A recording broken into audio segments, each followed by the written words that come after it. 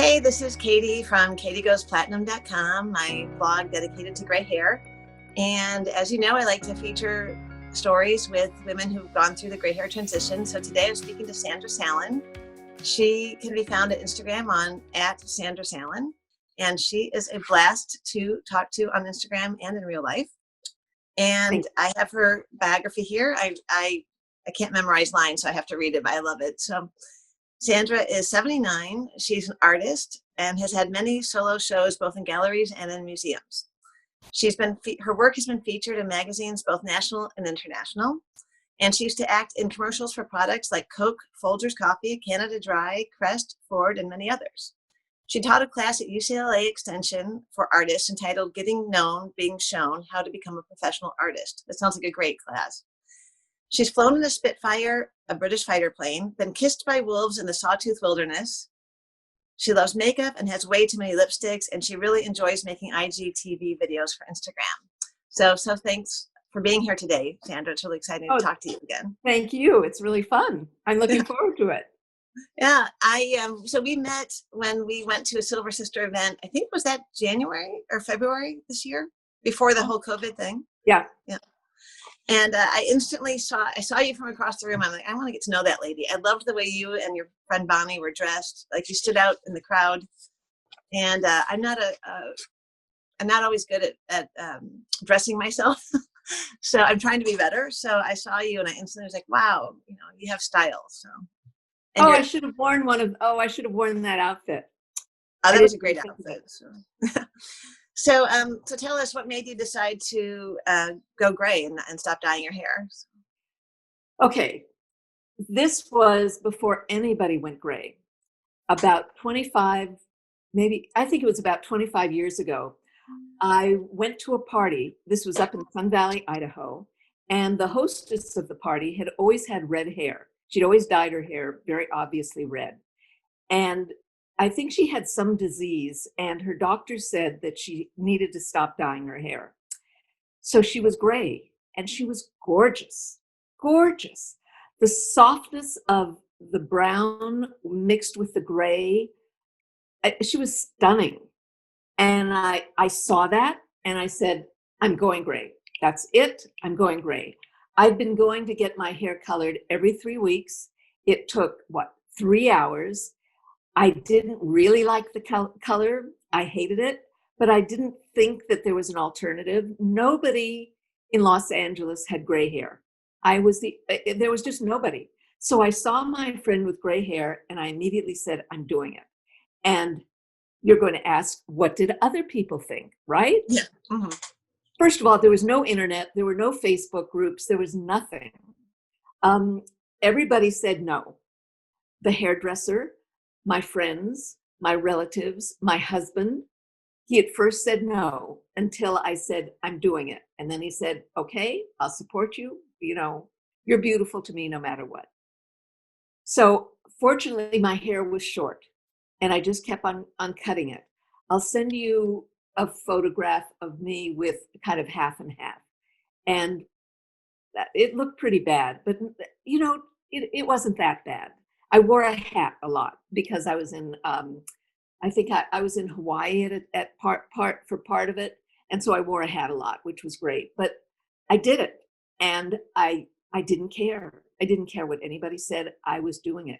And I love, because I'm an artist, I love what gray does to the skin in that it's really soft.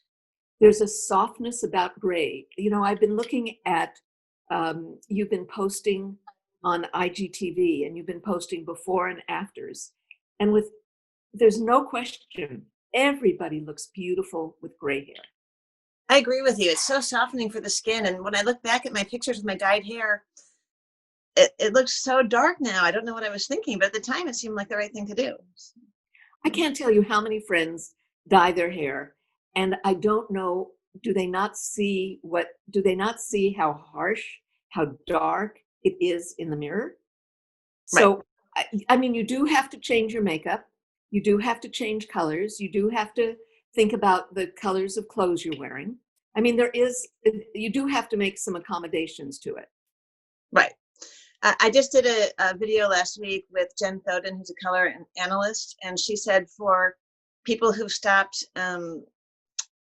dyeing their hair, sometimes they feel like they might need to wear more makeup to make up for the fact that their hair is lighter. But she said that's not actually the way to go. What you want maybe is brighter makeup, which I think is true. Like today, I threw out a bunch of my lipsticks because they're too dark now. They don't really work for me.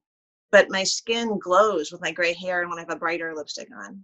You know, it's interesting. Yes, and I think you just need a little more definition. It's not necessarily darker, but it's just a little bit more definition so that you don't fade, because you can fade. So Right. it's the definition. I've changed all colors, and including certain patterns that I won't wear, certain looks that I don't like. So I am aware of it. Yeah, you know, I'm wearing this dress today. I just got this from Bowdoin, and I was looking for house dresses because I'm just sitting at home all day now because of the quarantine, and I'm just wearing t-shirts and shorts. But I wanted to have something that was comfortable that also was pretty.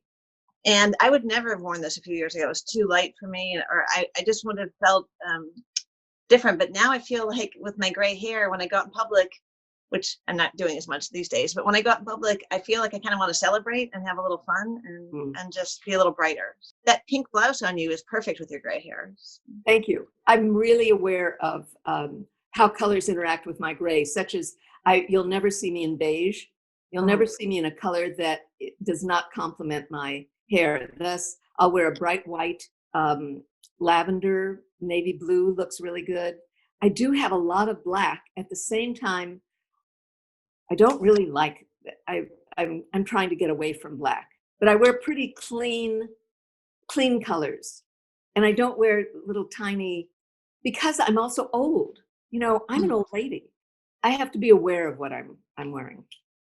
Well, I think you dress really strikingly. And, you know, my mom is around your age, and she sometimes finds that so many clothing companies only cater to women in their 20s and 30s. And even at 53, I find that I often have trouble finding clothes I like. Are there any brands that you find that you especially like that are stylish, that you find have interesting colors and things like that? Yes, I buy a lot from Bryn Walker. They used to be in Santa Monica on Main Street, and they just closed. Oh, they so did. I'm going to have to call, look at their catalog. I know what sizes I wear. I'll have to order from Berkeley, but I love Bryn Walker. Also comfy. There's a dress that I've bought. I may have 6 or 7 of them, and it's comfy. And what is the style? Maybe it's the Tokyo style.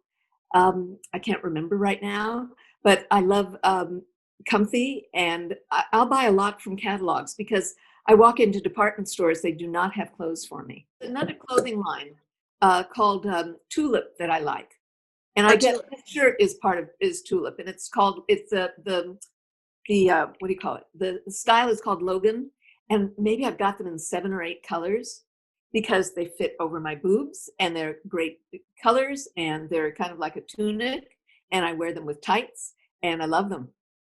That sounds great. You know, the other day I was looking up caftans, which I swore I would never wear because I associate them with Shelley Winters in the 70s. Do you remember? And no offense to Shelley Winters, but it's not a look I'm going for. I'm thinking the Poseidon Adventure, you know. But now, because we're all stuck at home all day and I don't want to be wearing gym clothes all the time, a lot of women are turning to tunics, and house dresses and things are pretty, but you're still able to be comfortable. I think there's some really beautiful ones out there. Yeah. My girlfriend, Elizabeth Kirkpatrick, the Contessa, and goddess. I mean, that's all she does is she's got this whole house is all caftans. I love that.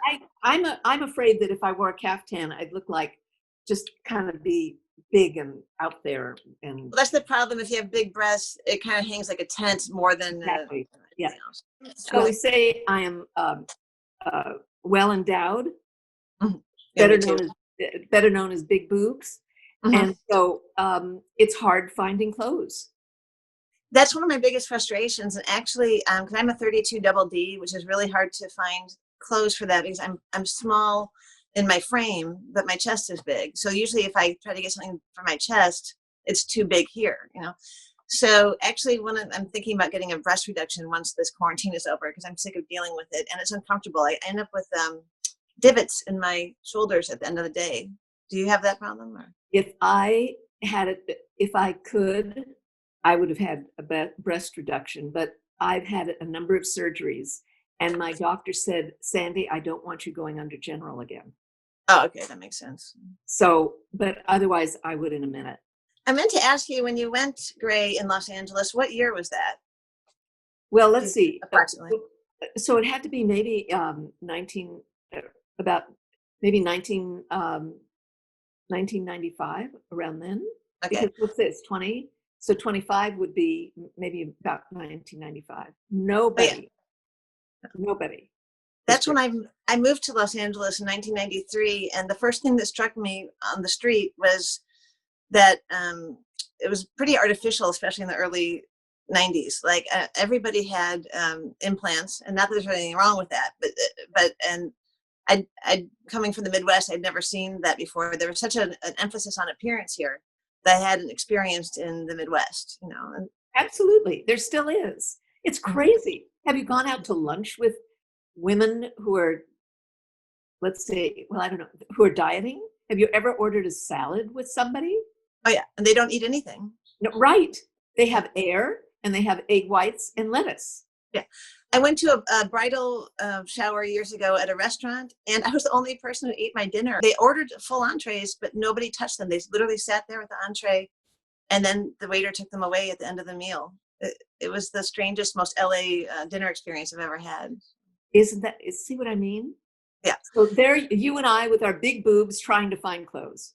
Yeah. And everybody's a 0 or a 2. I was Right. looking to order some clothes from Zara. Order online. Their sizes are crazy. Yeah. They're really not meant for me. And I would buy so many things, they can't fit me. And it really pisses me off. Me too. When I first moved to LA, I was pretty skinny, but I had a nice figure, like a Doris Day kind of figure. So I must have been, I'm 5'8". I probably weighed 135, which is not really that much if you're that tall. But I remember we lived near Melrose, and I would go shopping in Melrose, could never find anything that fit me. It couldn't get over my head. It was all 0s and 2s. Yeah.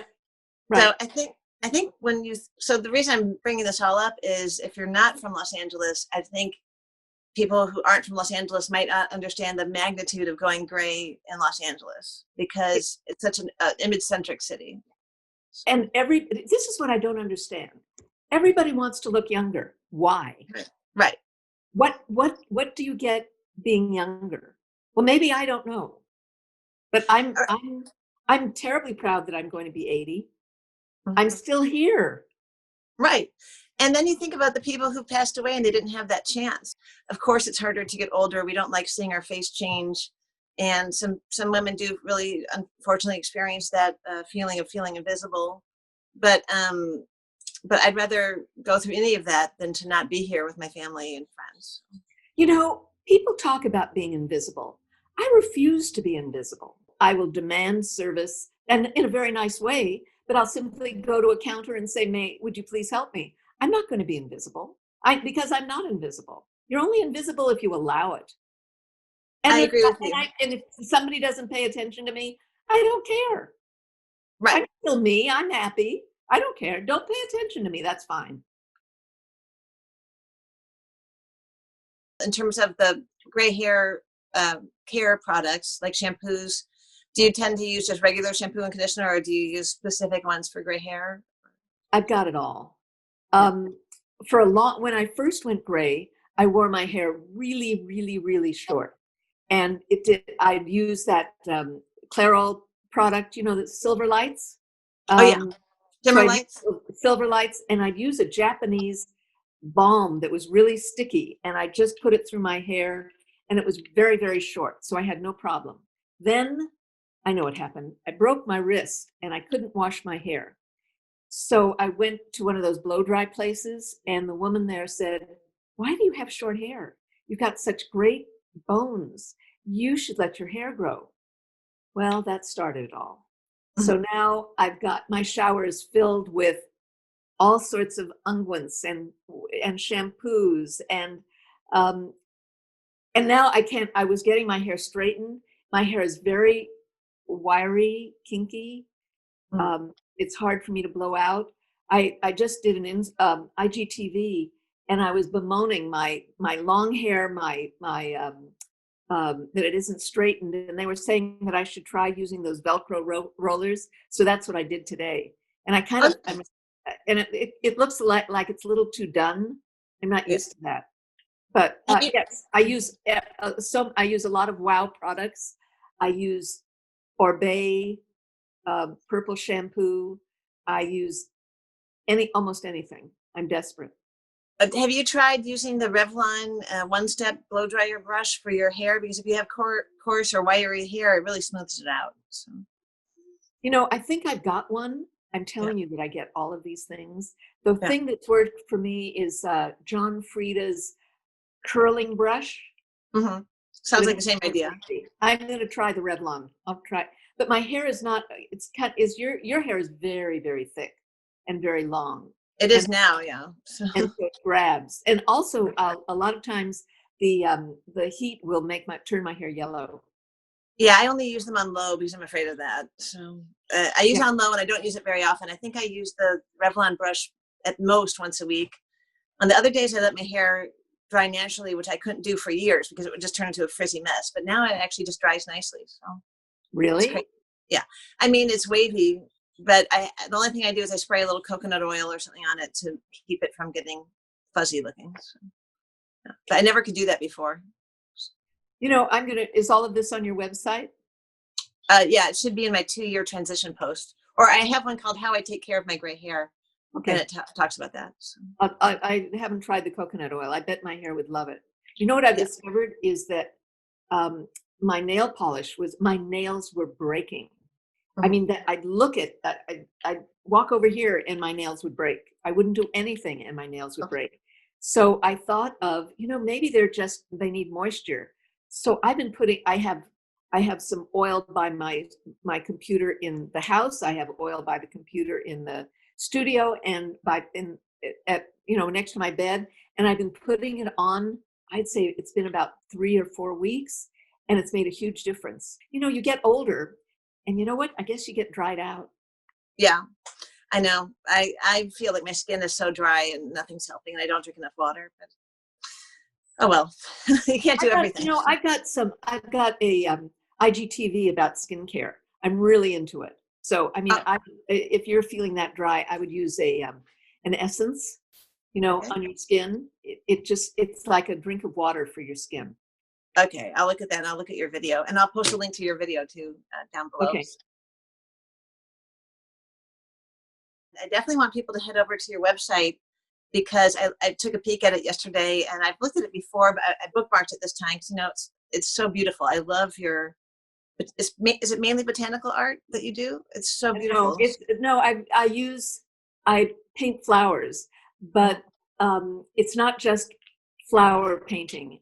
There's always a thought behind it and an idea behind it, and the flowers that I choose are very specific and have meaning behind them. I'm not painting right now. It's kind of complicated, a lot of reasons, but I hope people enjoy it. Thank you. And can you tell us the name of your website?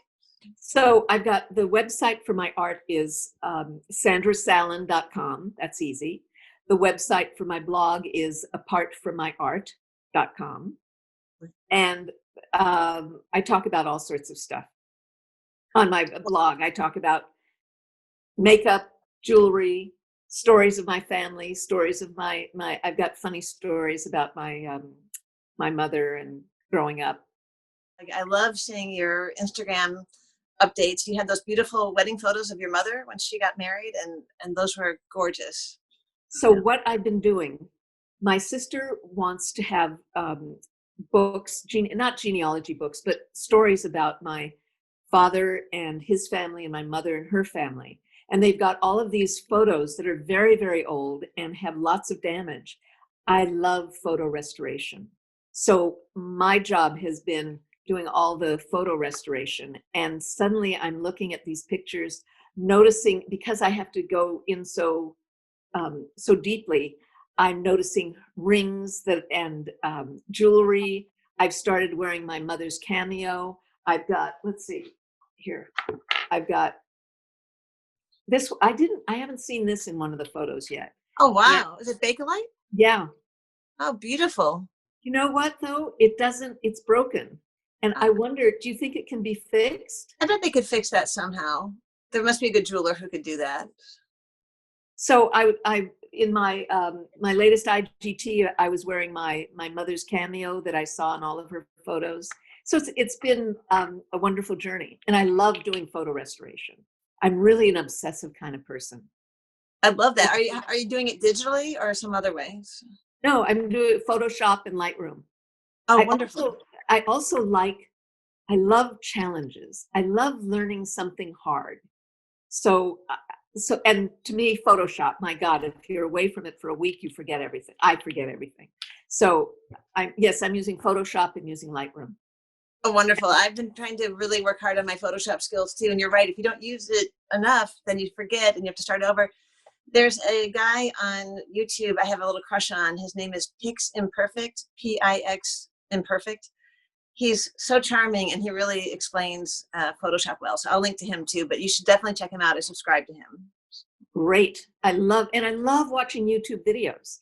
That's how, you know what, that's how I really learned how to apply makeup. When I first went gray, I had a very natural look. I used makeup but it was much more natural. And then I discovered YouTube and YouTube makeup artists, and that did it. I really learned a lot. Who do you like especially? I need to find some good ones. Well, I love Hannah Martin. I love Lisa Eldridge.